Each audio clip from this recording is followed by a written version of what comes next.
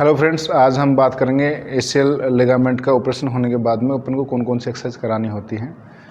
तो इसमें basically close kinematic exercise कराते हैं। क्लोज काइनेमेटिक मींस होता है अपना डिस्टल पार्ट ग्राउंड के टच में रहे और प्रोक्सिमल पार्ट में एक्सरसाइज करवानी होती है। तो फर्स्ट एक्सरसाइज होती है आफ्टर एसीएल रिकन्स्ट्रक्शंस। इसमें एंकल टो मूवमेंट बोलते हैं, जिसमें बस पेशेंट को बोलते हैं कि जितना हो सके आपको ऊपर की तरफ खींचना है। इसका बेसिक होता यही है कि आपको सर्कुलेशन मेंटेन करें प्लस स्वेलिंग ना आए जॉइंट में। ठीक है, तो ये जितनी एक्सरसाइज आप जितना अच्छे से कर पाएंगे उसमें ऊपर ज़्यादा खींचना होता है और वापस लूज छोड़ना होता है, फिर ऊपर खींचना होता है, फिर छोड़ना होता है। ये पहली एक्सरसाइज है। दूसरी एक्सरसाइज होती है, इसमें पेशेंट को अपन बोलते हैं हार्डली टावल या कुछ ऐसा लगाएंगे, डिस्टल पार्ट ग्राउंड के टच में रहेगा। प्रोक्सिमल को उसको बोलते हैं कि आप घुटने को नीचे दबाएं। इसमें 5 से 7 सेकंड ढीला छोड़ना है, दबा के रखना है, फिर वो बोलते हैं पेशेंट को ढीला छोड़ो, फिर वापस से बोलते हैं दबाओ। इस वाले एक्सरसाइज में ये डिस्टल पार्ट इनिशियली नहीं उठना चाहिए, अदरवाइज उस पर एसीएल पे स्ट्रेन आता है और पेशेंट को पेन होता है। ठीक है, कई बार पेशेंट क्या करते हैं, ये अपन इसको घुटना दबाने के लिए बोलते हैं तो वो अपने हिप मसल्स यूज़ करते हैं। तो उसको ध्यान रखना है कि यहाँ से प्रेस करने के लिए बोलते हैं, साथ में उसको ये बोलते हैं कि हिप मसल्स यूज़ ना करें। दबाओ, यस, 5-7 सेकंड रोकना है, फिर वापस छोड़ना है। ये सेकंड एक्सरसाइज है। थर्ड एक्सरसाइज है नी बेंडिंग। इनिशियली 15 डेज में अपन अप टू 90 डिग्री तक जाते हैं। वो और जो ऑर्थोपेडिक्स का है उनका डिफरेंट प्रोटोकॉल्स होते हैं, उनके अकॉर्डिंग सेट होता है।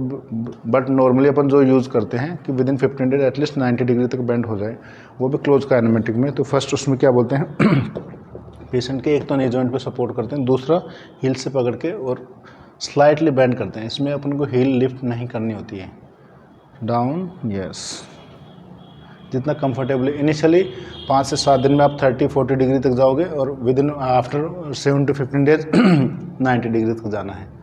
ये थर्ड एक्सरसाइज है। फोर्थ एक्सरसाइज होती है नी ब्रेस बांध के, और पेशेंट को अपन असिस्टेड एसएलआर बोलते हैं। वो आफ्टर 3 डेज स्टार्ट करते हैं, बिकॉज एसीएल रिकन्स्ट्रक्शन या कोई भी नी की इंजरी होती है तो अपन स्पाइनल एनेस्थीसिया देते हैं, तो उसमें पेशेंट को पेन रहता है। तो इनिशियली अपन 5-7 दिन 3 से 4 दिन अवॉइड करके उसके बाद में अपन को एसएलआर स्टार्ट करना होता है, वो भी नी ब्रेस के साथ। उसमें वो फुली पैक होना चाहिए।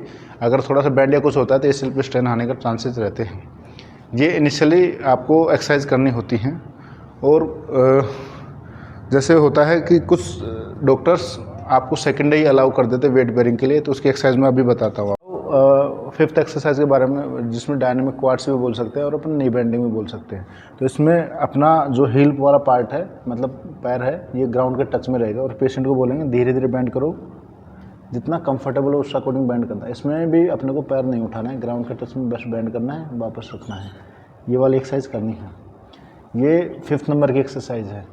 ये आपको इनिशियली 15 डेज तक करनी है। इसमें भी अप टू 90 या 100 डिग्री तक अपन को बेंड करना है, इससे ज़्यादा नहीं जाना है। इससे ज़्यादा जाते हैं तो फिर उसमें स्ट्रेस आने का डर रहता है। ये एक्सरसाइज इनिशियली आपको 15 डेज करनी है।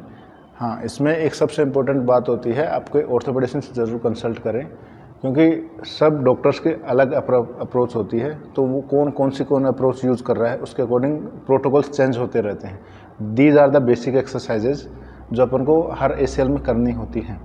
ठीक है, तो आप अपने जिस भी पेशेंट को देख रहे हैं उसके ऑर्थोपेडिशियन से ज़रूर कंसल्ट करें। ये बेसिक एक्सरसाइज है। इसके अलावा एक वेट बेरिंग एक्सरसाइज और होती है, उसके लिए आप ऑर्थोपेडिशियन से कंसल्ट करते हैं। इसमें बताया किसी पेशेंट का अगर मेनिस्कस हुआ है तो उसमें वेट बेरिंग अवॉइड करते हैं। अगर सिंपल एसीएल हुआ है तो उसमें विद इन 24 आवर्स अपन वेट बेरिंग करा देते हैं पेशेंट। Thank you.